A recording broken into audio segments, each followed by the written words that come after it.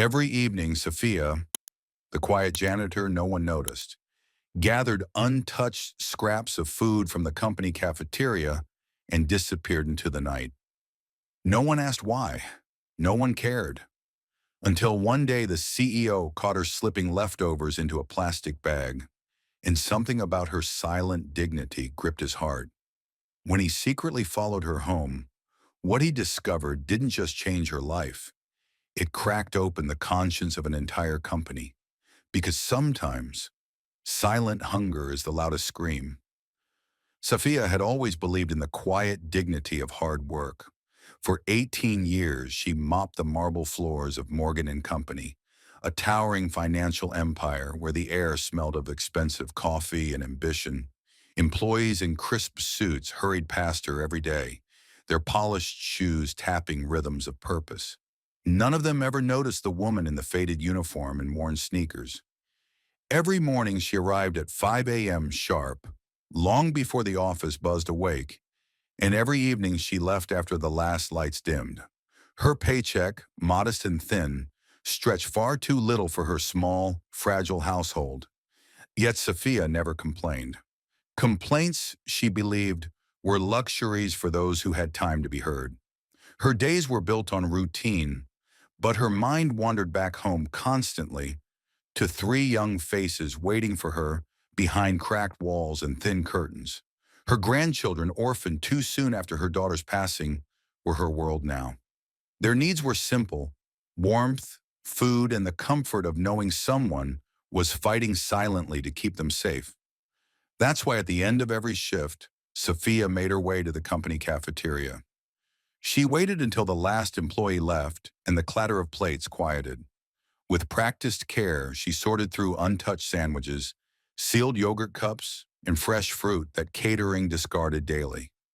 She packed them into the thin plastic bag she folded neatly into her janitor's cart. Her hands never shook, nor did her eyes flicker with shame, because feeding her grandchildren wasn't stealing. It was survival. She never asked anyone for permission, not because she feared rejection, but because over the years she had learned how easily charity turned into pity. Sophia didn't need pity. What she needed was to go home with something to place on the cracked kitchen table. Her grandchildren had come to love those mismatched meals. Sometimes it was just enough to hush their hunger. Other times it sparked giggles as they guessed where each strange pastry or fruit had come from. In the office, she kept her gaze low. She didn't interrupt, didn't speak unless spoken to. She had mastered the art of invisibility, not because she wanted to disappear, but because invisibility meant fewer obstacles. If people didn't see her, they couldn't tell her no. They couldn't ask questions she didn't have the energy to answer. But despite her efforts to stay unseen, Sophia noticed everything. She noticed how the junior analysts rolled their eyes at overcooked meetings. She noticed how the receptionists tucked leftovers into branded boxes to take home to their own gleaming apartments. She noticed how no one noticed her, and that she had decided long ago was perfectly fine. She had her reasons for silence. Once, years ago, she had asked the cafeteria manager if she could take home a bag of bread rolls being thrown away. The look she received, sharp, suspicious, laced with unspoken accusation, was enough to seal her lips forever. Since then, she preferred discretion over discomfort. Her grandchildren, Malik, 9, Amira, 7, and Jamal, 5, had grown to accept her late arrivals and the bag she carried under her arm. On cold evenings, they'd gather around her as she unpacked the small treasures she collected from her long day. For them, it wasn't just food.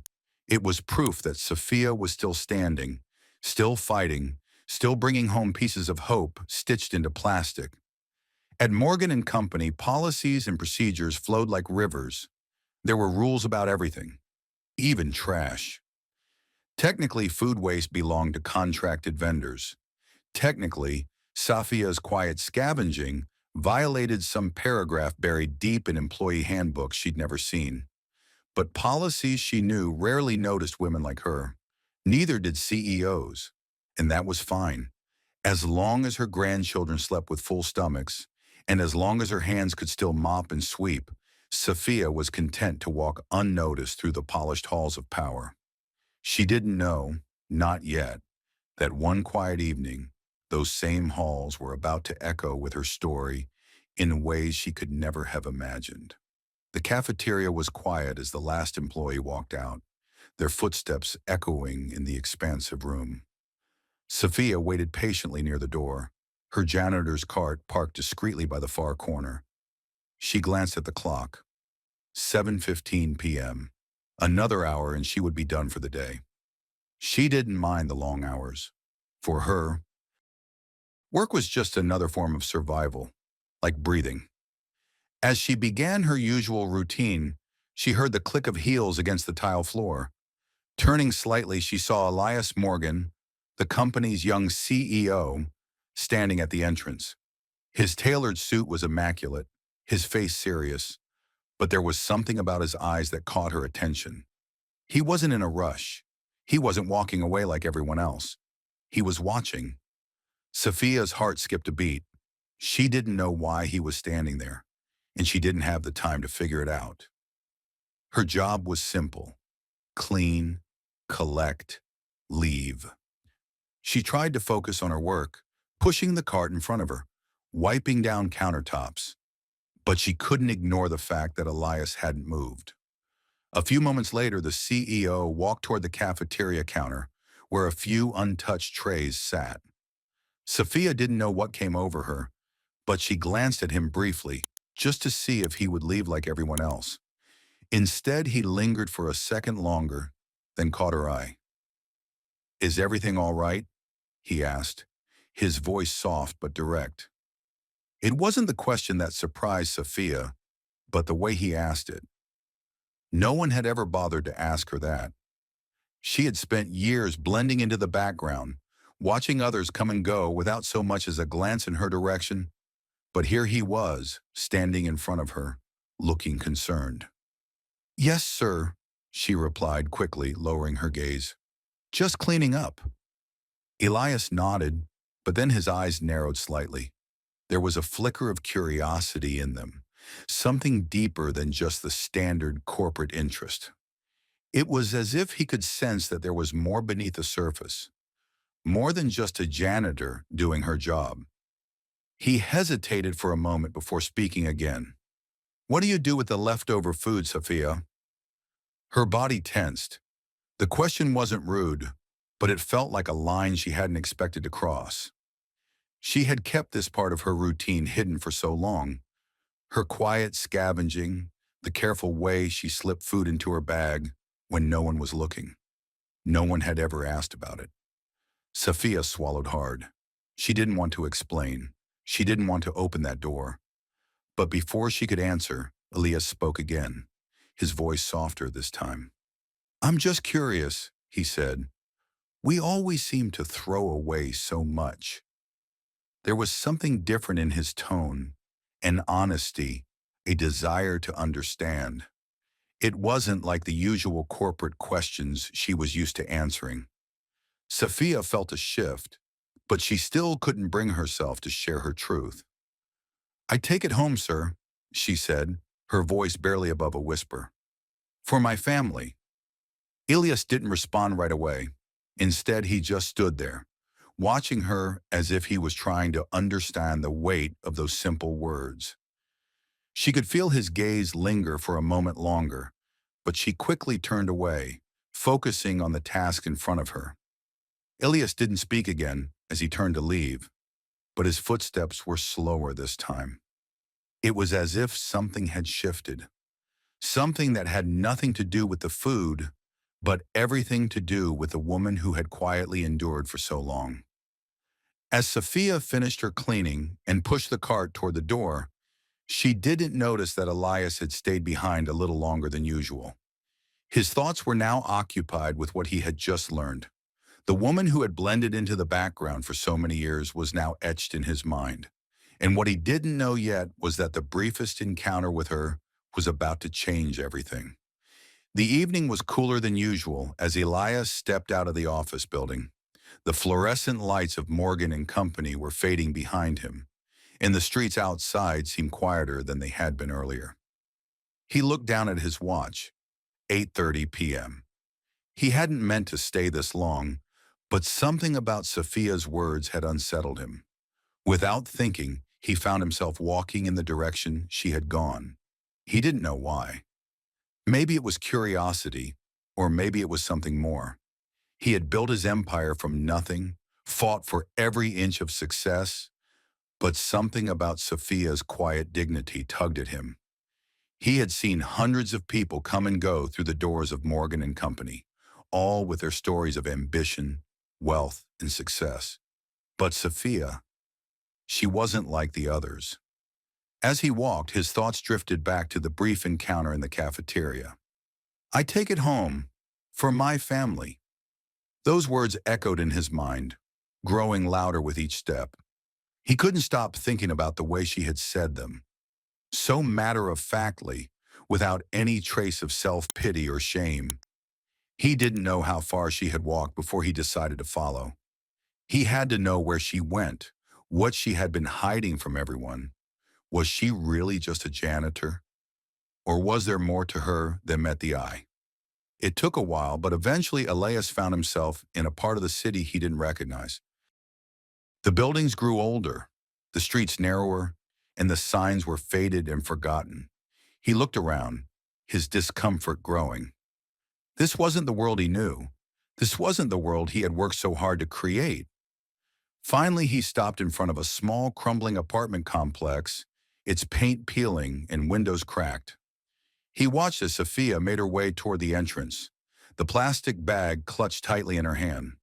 She moved quickly, as if she knew exactly where she was going, though Elias knew she probably wasn't expecting him to follow. He hesitated, his feet rooted to the pavement. For a moment he considered turning back. He had already crossed a line by following her this far, but then he saw her step inside the building, disappearing behind the broken door. Elias waited a moment longer, then followed. He moved quickly, quietly, staying far enough behind to avoid being seen. He watched as Sophia entered a small apartment on the second floor. It was dimly lit, but through the cracked window, he could see the faint glow of light spilling into the hallway. He approached carefully, keeping his distance, and peeked inside. What he saw stopped him in his tracks. There were 3 small children gathered around a table, their clothes worn and their faces thin from hunger. They looked up as Sophia entered, their faces lighting up when they saw the bag of food she carried. She opened it slowly, her hands shaking slightly as she set the food down in front of them. They eagerly reached for it, and Sophia smiled at them. But it wasn't a smile of joy. It was the smile of someone who had lived through too many years of struggle. Elias stood there, watching silently. His heart ached as he realized the full weight of the life Sophia was living. He had never imagined that someone like her, someone who had been invisible to him and everyone else, could carry so much. Her silence, her dignity, her sacrifices, it all came crashing down on him in that moment. He knew then that he couldn't walk away. Not this time. He had to do something. He couldn't let this continue. As he turned to leave, a cold wind blew through the narrow street, but the chill didn't touch him. His mind was racing, filled with thoughts of Sophia and her family. He had seen something now, something that changed everything. The following day, Elias couldn't shake the images from his mind. The children's faces, pale, thin, their eyes hungry for more than just food. And Sophia, her hands trembling as she served them the scraps she had quietly collected from the cafeteria. It wasn't just food she was bringing home, it was hope. Or perhaps a fragile thread of survival, holding together the broken pieces of a life she was desperately trying to protect. Elias sat at his desk, staring at the paperwork in front of him. But it wasn't the spreadsheets that caught his attention. It wasn't the numbers or the meetings or the endless lists of corporate goals. No, his thoughts kept drifting back to Sophia and her family. to the silent dignity she carried with her every day, hiding her struggles from the world. How many others were there like her, invisible, overlooked, unnoticed? As the hours passed, Elias found himself growing increasingly restless. He wasn't sure what he expected from himself, but he knew he couldn't just pretend nothing had happened. He had seen too much. He had learned something about himself, something uncomfortable, something that made his well-tailored world feel small and insignificant. By the end of the day, Elias made up his mind. He couldn't leave it there, couldn't simply go on with business as usual. The world he had built, the empire he ran, felt hollow now. He couldn't ignore the suffering right under his nose, especially not after seeing Sophia's quiet sacrifice. She wasn't just a janitor, she was a mother, a grandmother, doing everything in her power to keep her family from falling apart. He picked up the phone and dialed the number to his assistant. "I need you to set up a meeting with Sophia," he said, his voice firm but not unkind. "Right now." A few moments later, Elias was pacing in his office, waiting. He knew this would be an uncomfortable conversation. He wasn't sure what to say, what to ask. But he knew one thing. He couldn't leave Sophia's life unchanged. Not when he had the power to make a difference. The door to his office opened quietly, and Sophia stepped in. She was the same as always. Her uniform neat, her head slightly lowered. But there was something different in the way she carried herself today.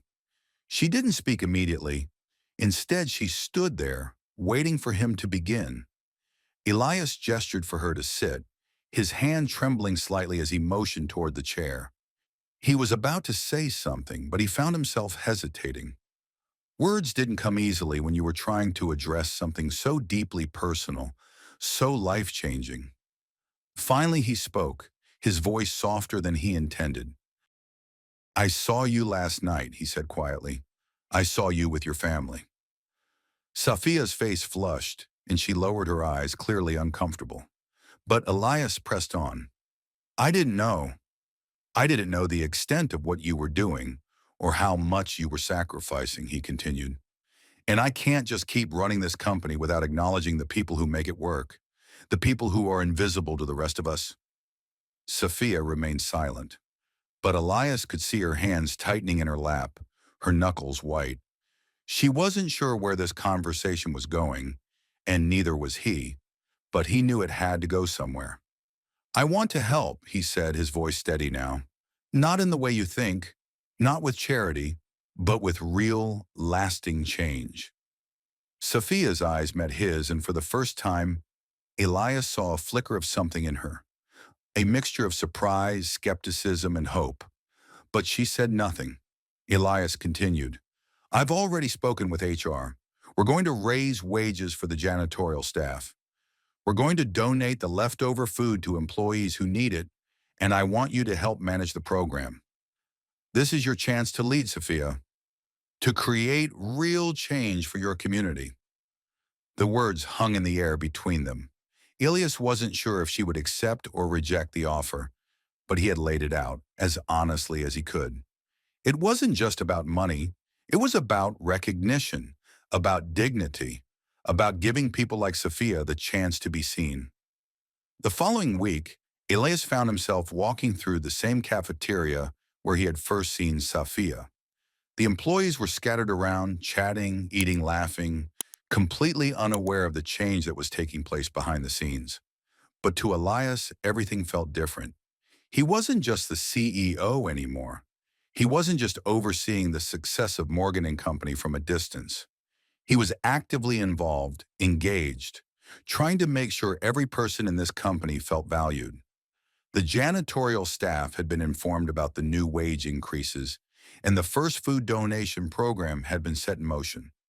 Sophia had reluctantly agreed to oversee the project, still cautious but eager to make a difference in her own quiet way. Her role was now something more than just cleaning. It was leadership, but it was also a burden she hadn't expected. She had spent so many years taking care of others, surviving on the fringes of society, that stepping into a leadership position felt almost unnatural. But Elias saw the potential in her. He saw the strength that Sophia had never been allowed to see in herself. It wasn't just about food donations or higher wages. It was about the dignity she had earned and the voice she had never been given. One afternoon, as Safia walked through the company's hallways, Elias approached her. She had been collecting leftover food from the cafeteria again, packaging it for the employees who needed it the most.